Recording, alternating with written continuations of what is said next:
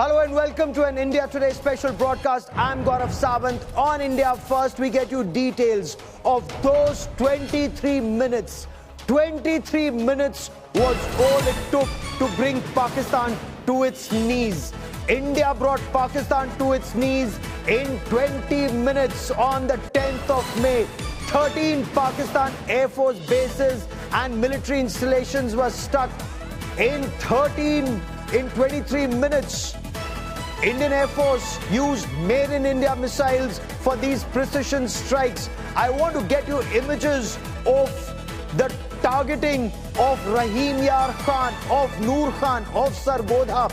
And over the course of the next half hour, we get you how from Sargodha in Pakistan-occupied Jammu and Kashmir to Sindh and across Pakistan's Punjab province, 13 Pakistan Air Force bases and radars were struck by the Indian Air Force in clinical precision strikes.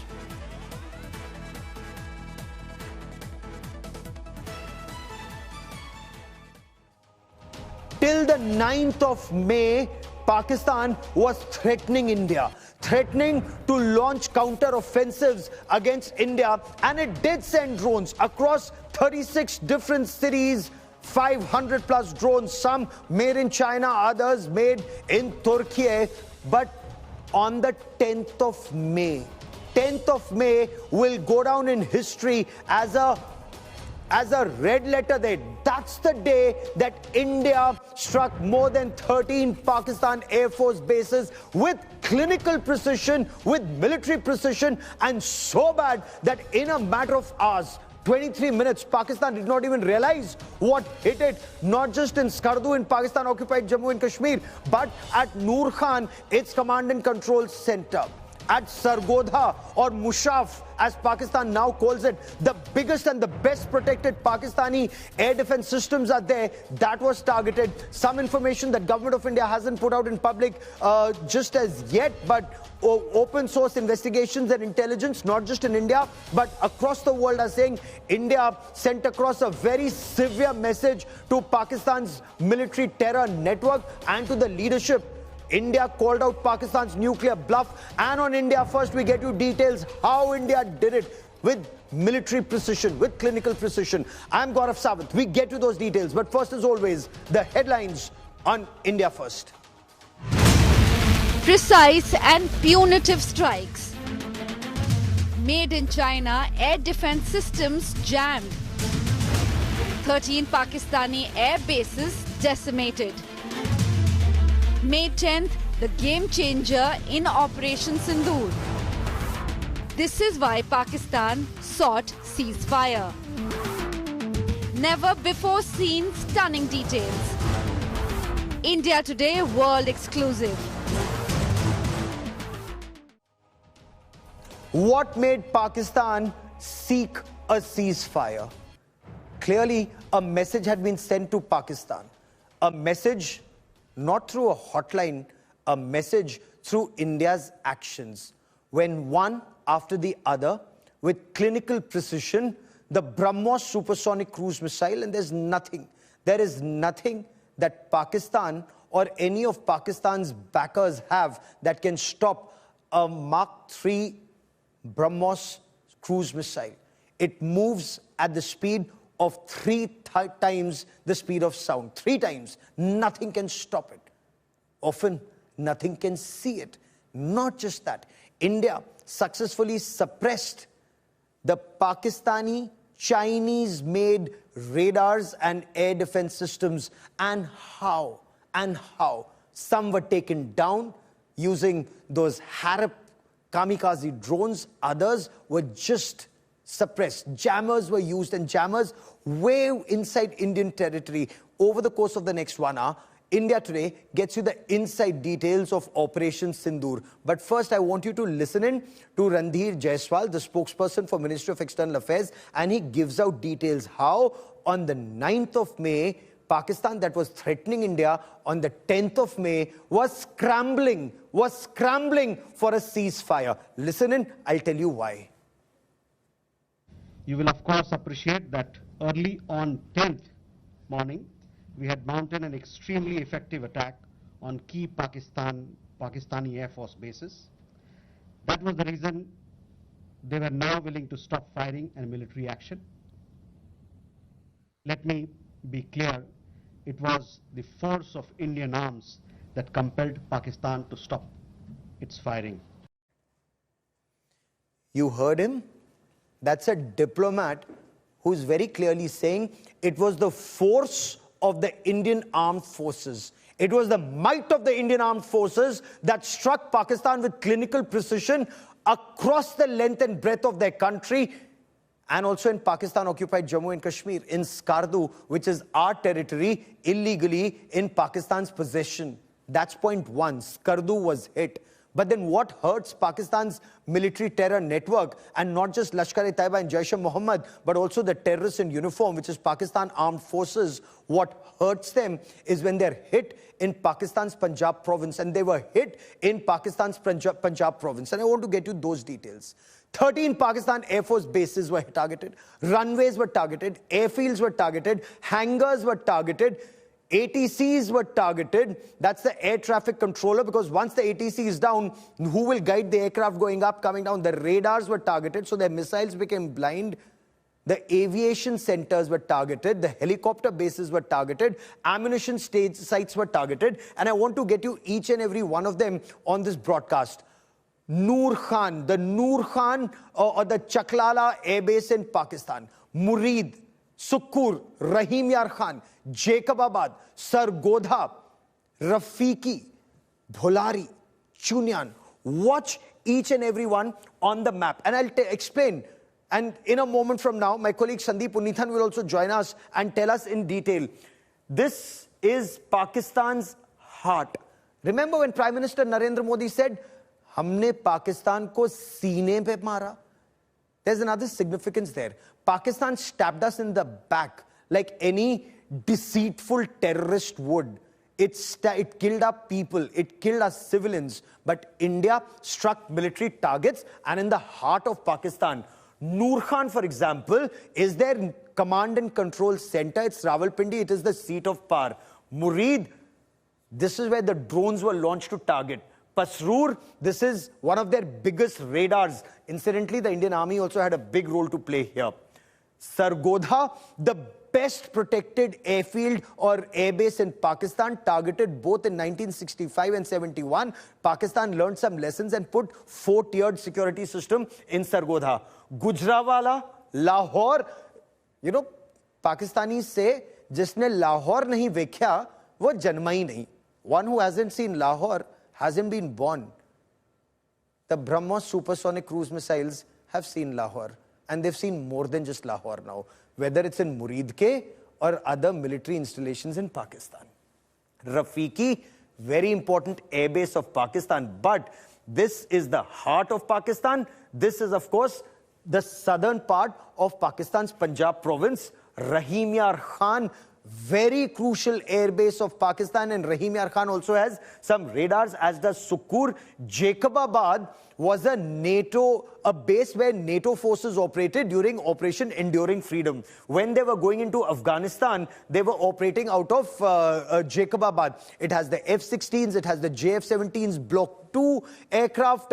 It also has the Chengdu J-7 fighters of Pakistan. Then Punjab province ends, the Sindh province starts, and this is where Bholari, the latest, the newest airbase in Pakistan, again crucial for more than one reason. It's the Malir cantonment in Karachi. When I tell you about the Malir cantonment in Karachi, this is very, very significant, because this is where they have a radar that can look more than 400 kilometers down Arabian Sea and into our Rajasthan-Gujarat area. That was taken down. So this is how India went with clinical precision. You heard what the spokesperson for the Ministry of External Affairs said. Remember the high-speed missile that Pakistan fired? That was intercepted. Then India unleashed the wrath of made in India BrahMos supersonic cruise missiles, and they're fired off the Sukhoi 30 MKIs. That's the latest information we are getting in. They jammed all the Pakistani radars. They jammed the Chinese systems, air defense systems. These missiles with an extended range have a higher caliber and they hit with pinpoint accuracy. I want to take you through each and every site, but first I want to bring in my colleague Sandeep Unnithan for more on the significance and the importance of targeting Noor Khan. BrahMos 3 supersonic cruise missile attack at Noor Khan. Why is this an absolute game changer when it comes to dealing with Pakistan's state-sponsored radical Islamist terror? Sandeep. Well, Gaurav, Noor Khan Air Base was earlier called the Chaklala Air Base. It is literally the most important air base in Pakistan because of its proximity to GHQ Rawalpindi. It is the base from where the Pakistani generals fly in and out. It is a base where all the enablers of the Pakistan Air Force, primarily their long-range tankers, which extend the range of their fighter fleets, they are parked over there, the IL-78s. But the most important installation over here near Noor Khan Air Base is the headquarters of the Strategic Plans Division, which is the which is the military body that oversees Pakistan's nuclear weapons program. So literally, Chaklala is one of the most sensitive air bases of Pakistan. There are literally two of them. There is Chaklala and then there is Sargodha. But Chaklala is the nerve center where all the generals are. If General Asim Munir were to fly out of the country or flee the country, as the case may be, he will choose Chaklala Air Base, Noor Khan Air Base to fly out of. That's where all the VVIP transports are parked. Very, very, very sensitive air base in Pakistan. One of the most key air bases in Pakistan. One of two very key air bases in Pakistan, Gaurav. All it took, Sandeep, was 23 minutes. 23 minutes to bring a radical Islamist state sponsor of terror to its knees that had been blackmailing India, that nuclear blackmail, and I'll come to Sargodha in just a moment. So we'll talk about the nuclear aspect in just a moment. But 23 minutes to bypass all its radars, all its missiles, all its air defenses, and take down that country and bring the military to its knees in Pakistan. Absolutely, Gaurav. You know, Pakistan, after the Balakot airstrikes of 2019, where we struck at the Java Top terror training camp, Pakistan began to beef up its air defense network. They have what is called the Comprehensive Layered Integrated Air Defense Network, like our IACCS. So what they decided to do was to go in for a lot of Chinese radars, a lot of Chinese missiles. Now, two key missiles to this are the HQ-9, which is the Chinese version of the S-300 missile, and of course the HQ-16, which is the version of the Russian Buk missile. So these two radars and missiles they formed a very formidable layer of air defense, which they've built up over the last 5 or 6 years, ground-based air defense systems. They studied the Russia-Ukraine war, and of course, the ease with which the Indian Air Force penetrated Pakistani airspace to attack Balakot. So this is literally the wall of radars and missiles that they had built up around all of their air bases and strategic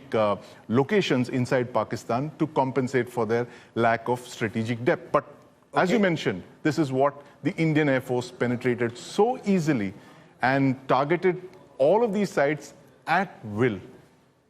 I want our viewers to also look at the video of the destruction at Noor Khan Air Base, because once you see it on graphics, once you see these Harps, and once you see how these systems operate, you must also see the impact of that BrahMos supersonic cruise missile hitting the Noor Khan Air Base. This is Noor Khan at Rawalpindi before and after. Before, oh nice, all nice and peaceful, Pakistan's seat of power. Their SPD is here, which is their nuclear command and control systems, their structures, their VVIP jets, fancy jets for their prime minister, for the army chief, for the president, for other ministers, all of them parked here. Mid-air refuelers, C-130s. So, you know, that's when they think they're a powerful country. That is what India did to take away that feeling that they are a powerful country. This strike could have destroyed this entire airfield, entire airbase. If you can fire one, you can fire 2, 3, 4, salvo after salvo after salvo. But the aim was to send across that message. And we spoke to our sources in the government and we asked them, you had the opportunity, why didn't you fight to finish?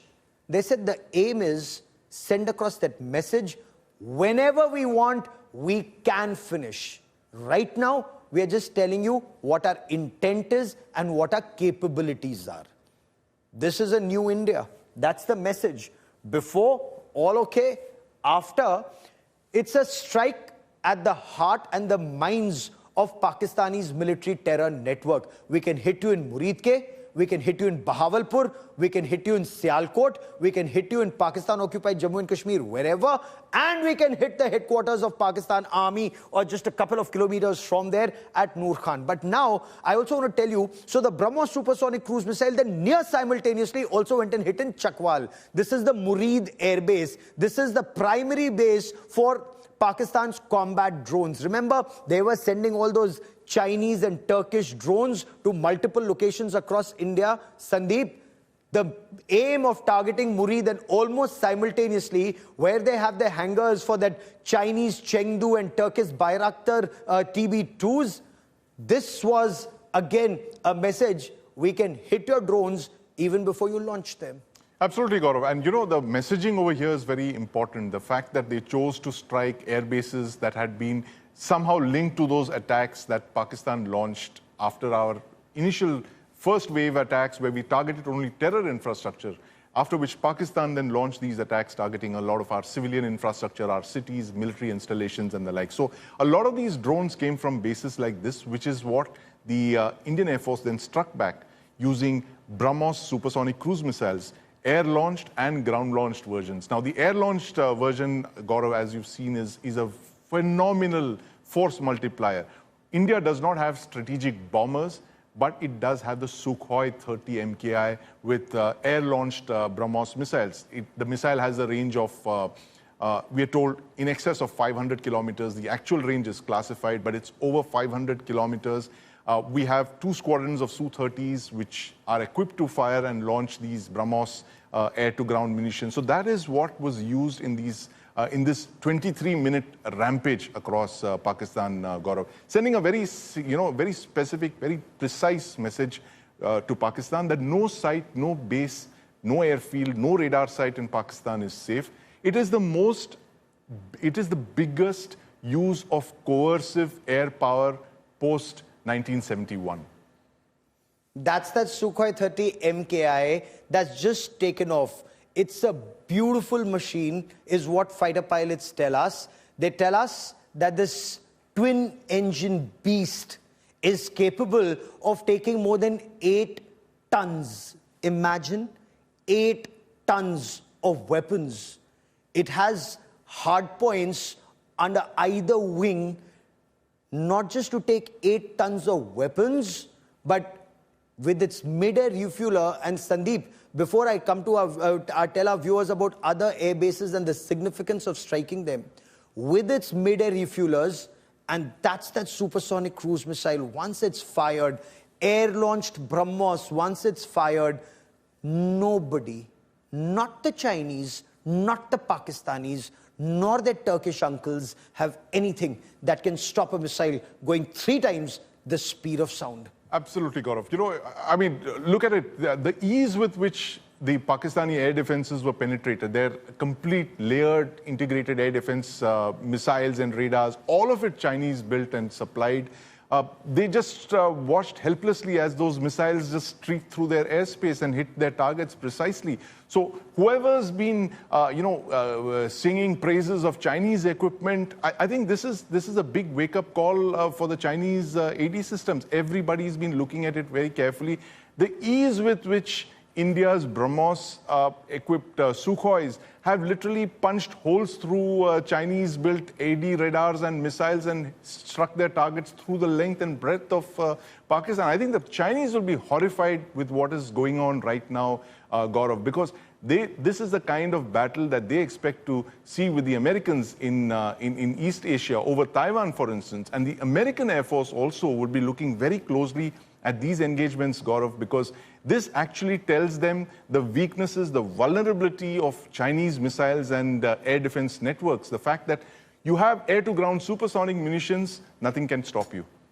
Except, of course, you know, the only caveat I'm adding here, and in a lighter vein, Sandeep, unless the Chinese have sold absolute duds. You know, the Chinese, as they say, have a category A material, a category B material, and a category C material. Category A is given to those who pay, category B is given to those who pay less, category C is given to Pakistanis. So unless all the missiles that they've given to the Pakistanis are category C, including, you know, the air defense system. Now I want to come to Rahim Yar Khan, which was hit almost simultaneously. I want to come for a moment to Rahim Yar Khan because this is a forward operational base of Pakistan's Central Command. Rahim Yar Khan is again very, very significant. Not very far from the Indian border. They have some radars that can look deep inside. They have military hardware there. You know, the Pakistan Air Force base at Rahim Yar Khan, it has missiles, it has drones, and it has fighters. It's a dangerous airbase, but India systematically, so from Pakistan-occupied Jammu Kashmir, what Pakistan calls its so-called northern areas, in Sargodha, which is opposite Leh, as far as we are concerned. Now, Rahim Yar Khan, before and after, a hole punched right in the middle, in the heart of that runway, making it unusable, Sandeep. Absolutely, Gaurav. You know, that hole is such a telltale sign of the weapon that was used to create that hole, which is a BrahMos Mark III in steep dive mode. And it's just gone right through the runway, as you can see, puncturing it, rendering it useless. And that's what the BrahMos really does. It flies at Mark III and then it dives, it does that death dive, hits with absolute pinpoint accuracy. And let me give your viewers an idea of how accurate the BrahMos is, you know, Gaurav. I've been tracking this missile for 20 years. It entered service first with the Indian Navy in 2005 on board the INS Rajput. It's 20 years now. They're modifying it, of course, for the BrahMos NG. But this BrahMos missile has a circular error probable of 1 meter, which means it's a little bigger than a window. It can fly in through a window. If you punch in the coordinates, it can go in through a window. It can go through 2 football goalposts. This is not a Tomahawk missile, which is a subsonic missile. This is a missile that is flying at 3 times the speed of sound. You can program it to hit precisely where you want it to hit. You can hit the, you know, the runway. You can hit associated allied facilities, the terminals, bases, depots, whatever you want. So it is a dream for any air-to-ground munitions guy. And I think the Sukhois, Gaurav, I mean, we have to hear it for them. They've been in service for so long, more than 20 years, the Sukhoi 30 MKIs. They've got a fair share of criticism, especially after Balakot. But I think they have really, you know, shown in this, you know, operation, the final phase of Operation Sindoor, how they are devastatingly effective when it comes to air-to-ground campaigns. So just a little caveat, a crucial phase of Operation Sindoor, because you never know. That operation may still be on if Pakistan still doesn't wake up, because it's so addicted to terror. Despite taking this big hit, it sought a ceasefire. Will it take action against terrorists? Unless it abjures terror completely, destroys those terror camps aimed at India. Because if it's going to pay money to those terrorists, and we'll get that story a little later in the broadcast, Sandeep, in case they're paying crores to terrorists even now, clearly they're only waiting to rearm and then relaunch an attack. I want to now come to one of the most significant bases of Pakistan Air Force. I'm saving Sargodha for the last. You know, as they say, you save the best for the last. So I'm going to come to Sargodha for a deeper conversation in a moment. For the moment, I want to stay on Shahbaz. Pakistan Air Force Base Shahbaz, better known as Jacobabad. Jacobabad was a NATO operational base. Again, Pakistan's Punjab province comes in the southern part of it. NATO, during Afghan operations, NATO forces were operating out of Jacobabad, and that is why this has perhaps some of the best resources that Pakistan Air Force has, from its F-16s to the Block 2s of JF-17s, the AW-139 helicopters. It has its rescue helicopter fleet also here. It has its some of its drone fleets that are here, multiple hangars. But targeting Jacobabad was more than just symbolic, Sandeep. Absolutely, Gaurav. You know, Jacobabad is one of the most important bases for the PAF because that is where they house their F-16 fleet. A bulk of their fleet is located there. They have American, US technicians on the ground, and we are told through our sources that when an F-16 takes to the air, there are people on the ground who are monitoring its track because the Americans don't want the Chinese to get hold of the F-16 and get a closer look at that. So, all of Pakistan's F-16 fleet, especially the newer ones, are closely monitored by American technicians on the ground. So Jacobabad, another big important base, hit a message to not only Pakistan, but possibly to other countries as well. Okay. All strikes, and that's a big story that we're getting our viewers here on India Today. All strikes, according to government, were executed without loss of Indian assets. That's a very major point, and in a moment we'll be joined by India Today's Shivani Sharma, who will get us more details, our defense correspondent who's been tracking every aspect of the story very, very closely. All strikes were executed without loss of Indian assets, and that, government sources are telling India Today, underscores the effectiveness not just of Indian surveillance, Indian planning, Indian delivery systems, and the use of modern indigenous technology. So we have our long-range drones, we have guided munition, we have ensured that the strikes were effective, and if I may, Sandeep, the use of the word politically calibrated. This is a very interesting choice of words. Absolutely, Gaurav. Very interesting choice of words indeed. And that just tells you that the political leadership was completely in on this operation at every stage. The Prime Minister has obviously given the forces full freedom to execute their operations. But every of these steps, Gaurav, loaded with enormous risk that only Prime Minister Modi could have taken, given the sensitive nature of the fact that you are targeting the basis of a nuclear-armed country.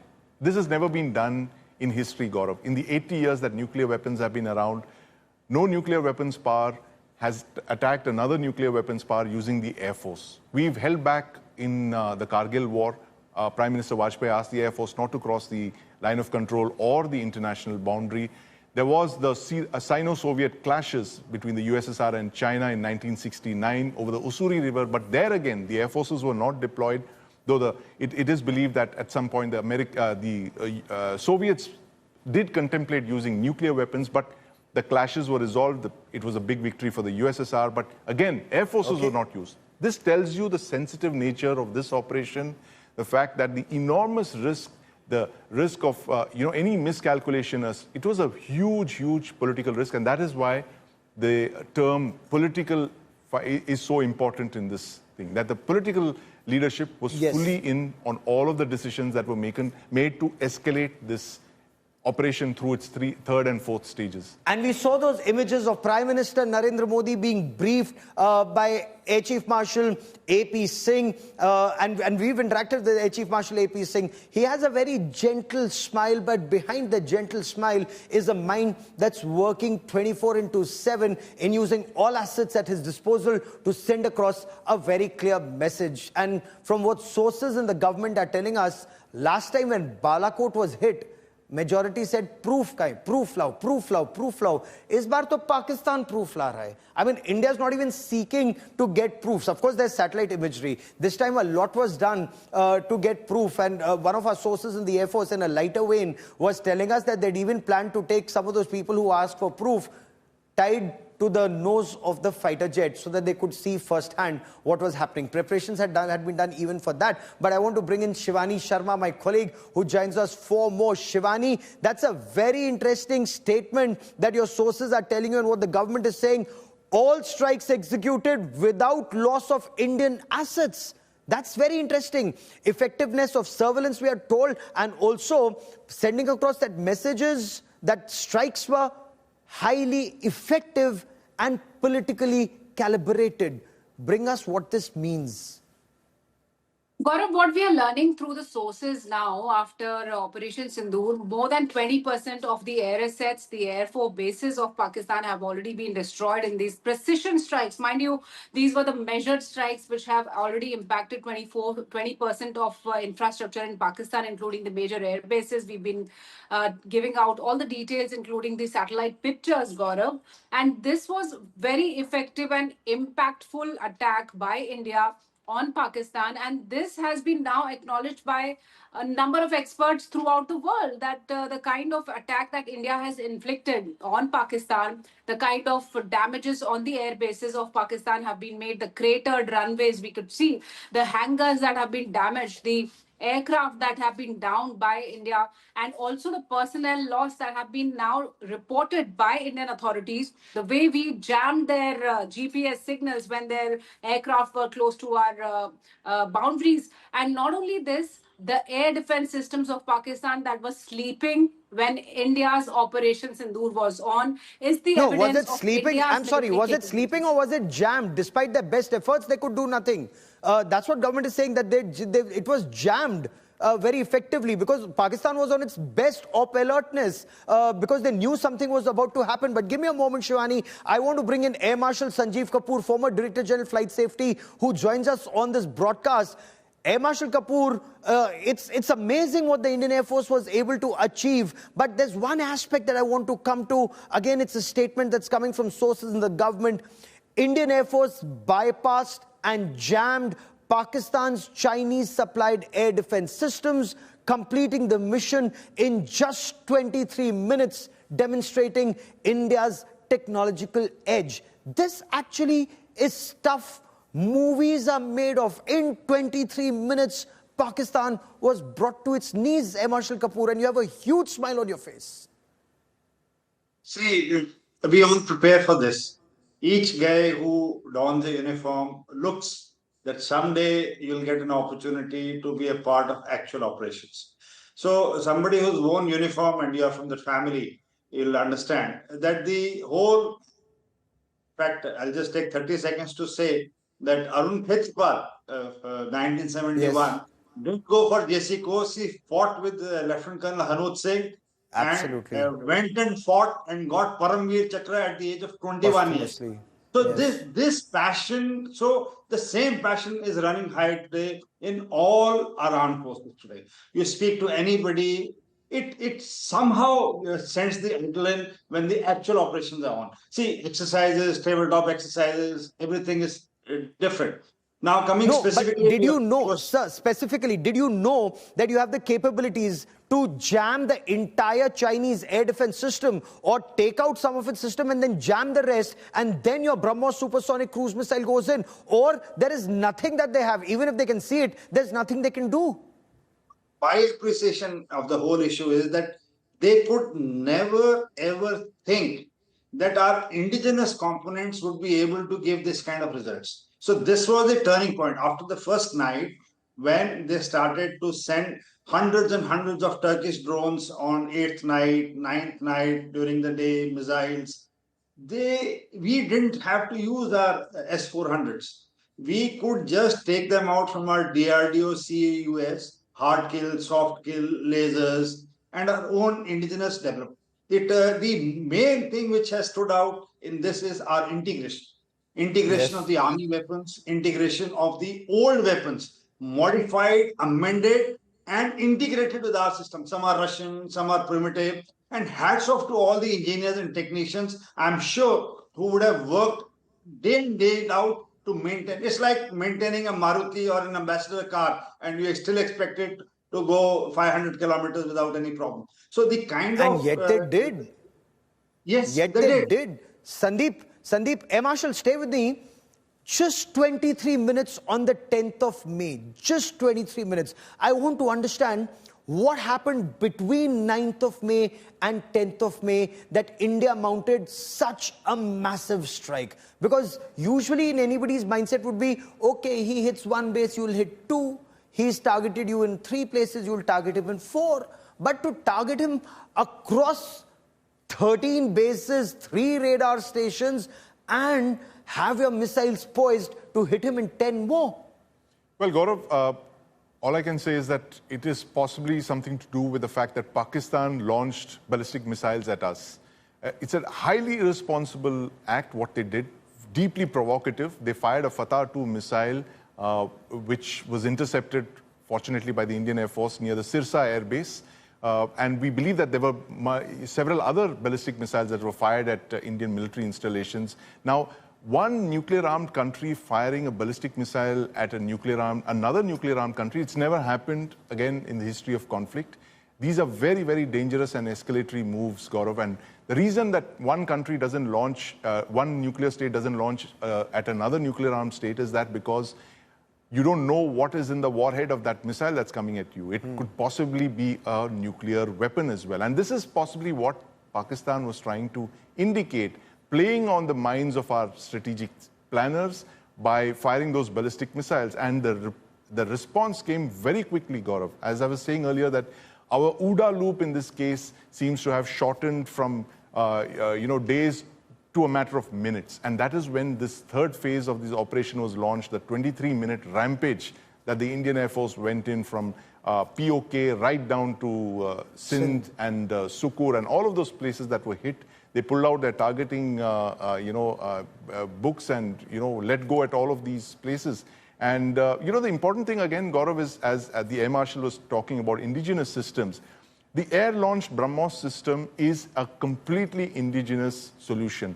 The Russians do not have an air-launched BrahMos missile because they have bombers, they have strategic bombers to do all of that. But the Indian Air Force realized they needed this capability. They worked with the planners at BrahMos. They designed this, they strengthened the undercarriage and the airframe of the Sukhoi 30s to equip it to fire a BrahMos.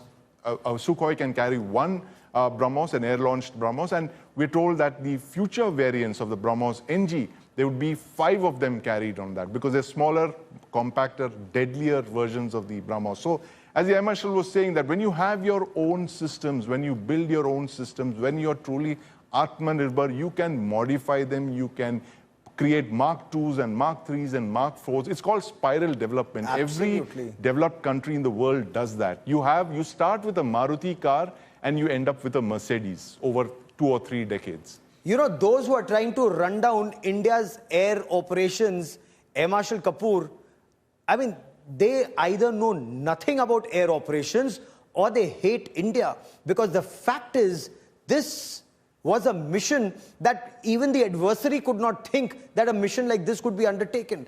Near simultaneous airstrikes on multiple air bases, precision strikes, supersonic cruise missiles, simultaneously lighting up his country, so to say, and more on standby to light him up even more if he dared to respond. And is that the reason that he chose a ceasefire instead of trying to dare Naya Bharat? See, like we've been discussing, 2-3 things have happened which are absolutely unique in this operation.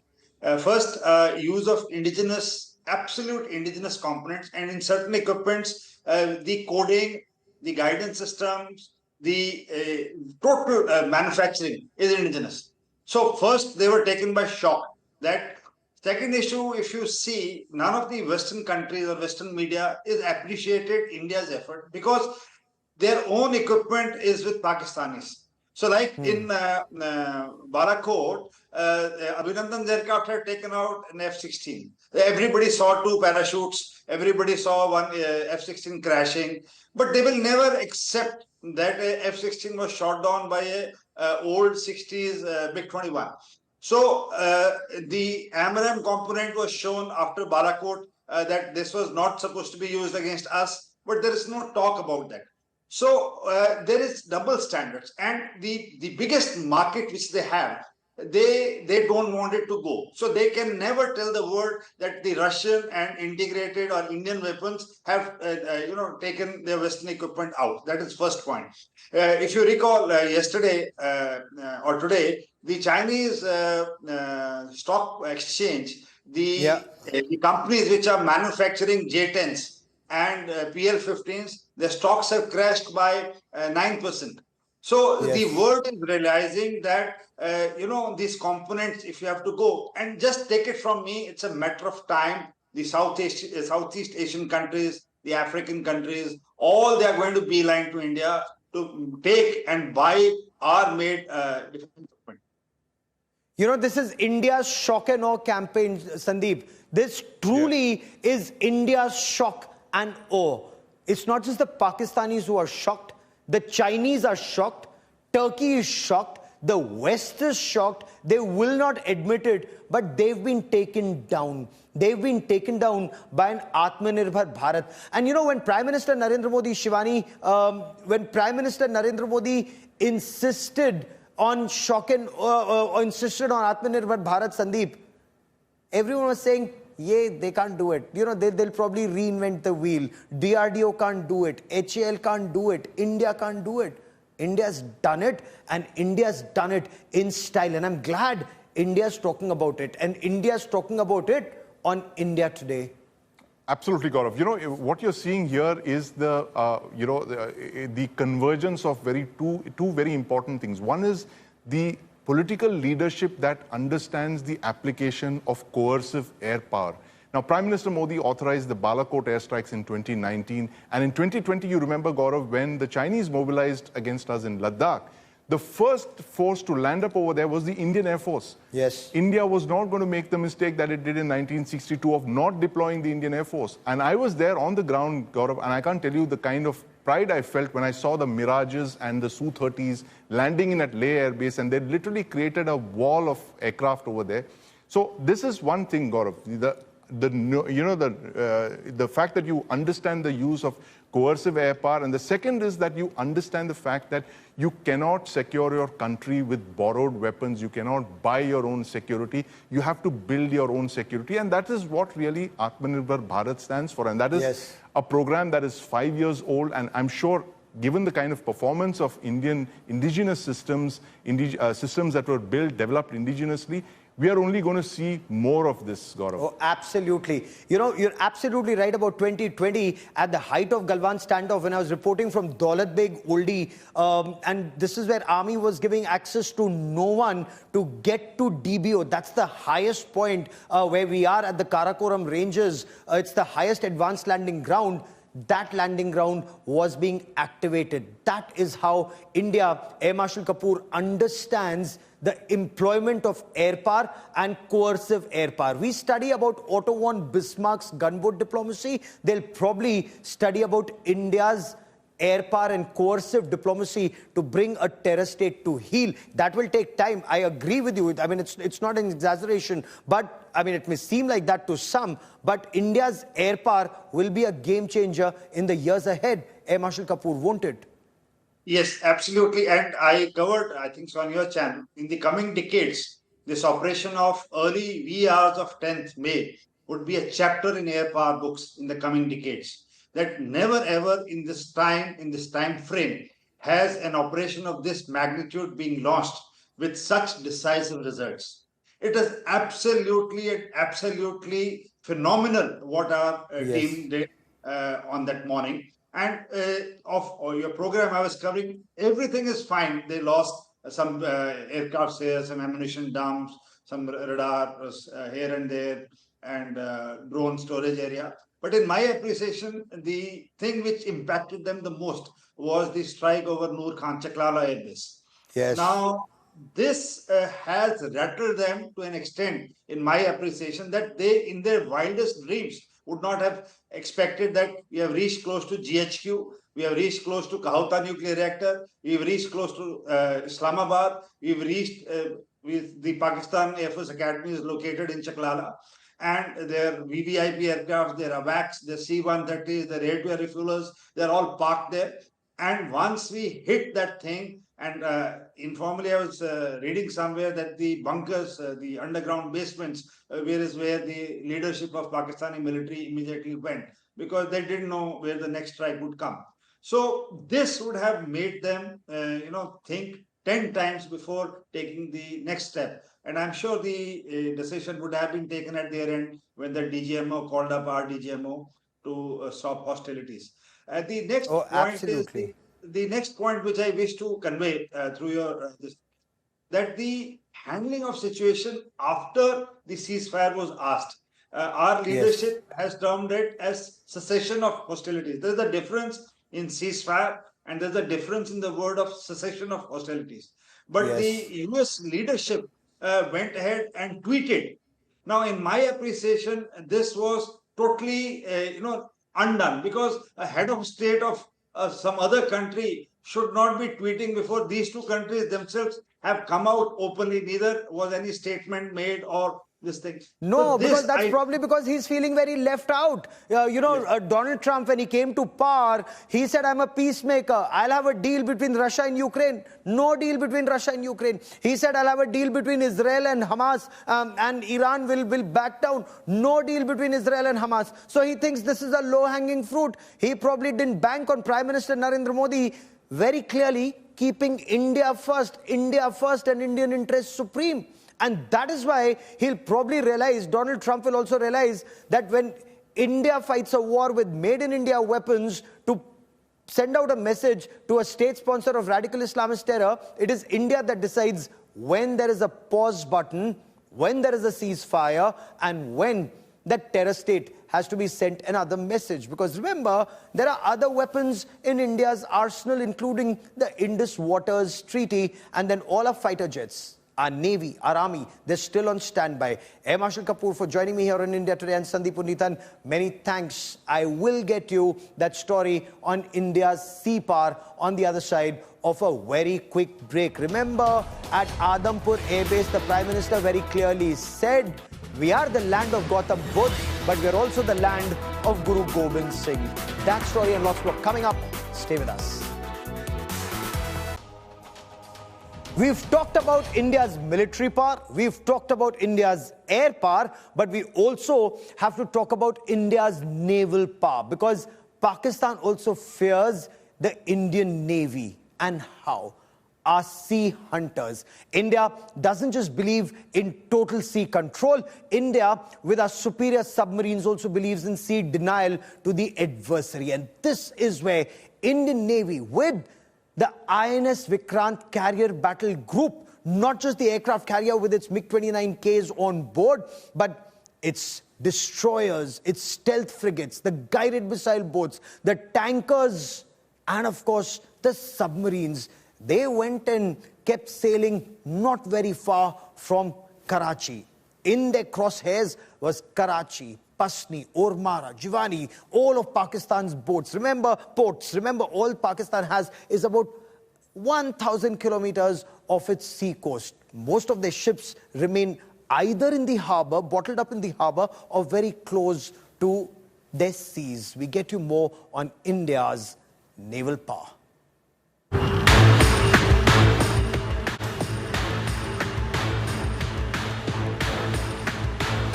By now, the whole world knows how the Indian Air Force systematically targeted air bases across Pakistan as part of Operation Sindoor, launched to avenge terror attacks in Pahalgam. What is not widely known is the Indian Navy's striking display of total maritime dominance.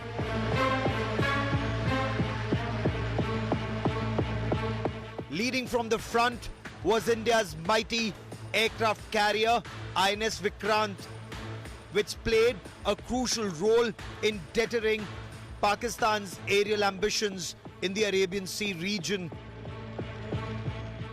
With the deployment of the carrier battle group, India was not only intercepting Pakistan's aerial attacks, but was simultaneously using its naval power to ensure that Pakistan kept its aerial assets in defensive mode.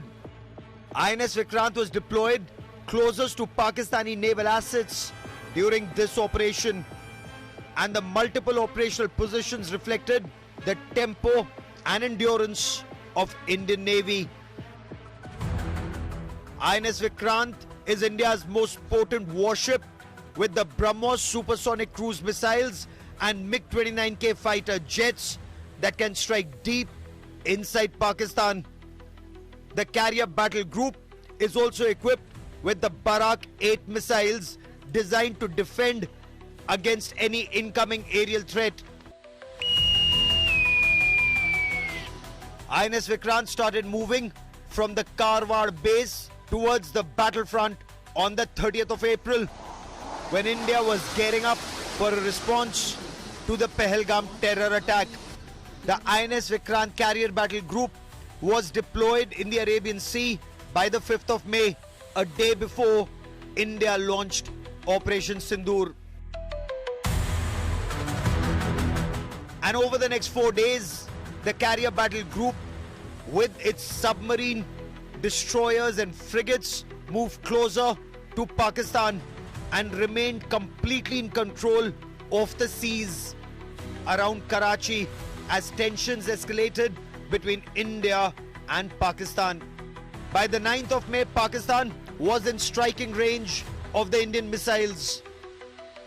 The carrier battle group INS Vikrant comprises 8 to 10 warships and saw one of the largest real-time operational deployments outside of peacetime drills. In 1971, the Indian Navy deployed 6 warships to target Karachi.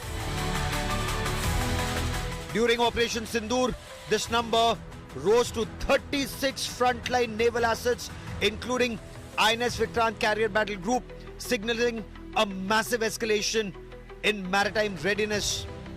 India outnumbered the entire fleet of the Pakistani Navy, which currently fields fewer than 30 warships. To further mount pressure, the Indian Navy deployed 7 destroyers, 7 stealth frigates, missile boats, and half a dozen submarines in an unprecedented show of strength. Pakistan's Navy ships reportedly remained confined within the Karachi harbour, unable to counter or respond due to the overwhelming presence, readiness and combat preparedness of the Indian Navy. Pakistan was repeatedly compelled to issue NAV area or maritime safety warnings, fearing an Indian naval strike. With its deterrence and joint readiness demonstrated during Operation Sindoor, India has asserted our total dominance in the Indian Ocean region, from sea control to total sea denial to the adversary. Indian Navy's action is part of the escalation ladder mechanism which we have worked out amongst 3 services. This time, if Pakistan dare take any action, and Pakistan knows it, what we are going to do. Bureau Report, India Today. And over the course of the next several days, we will get you more inside details of India's Operation Sindoor. That is all I have for you on India First this evening. Many thanks for watching.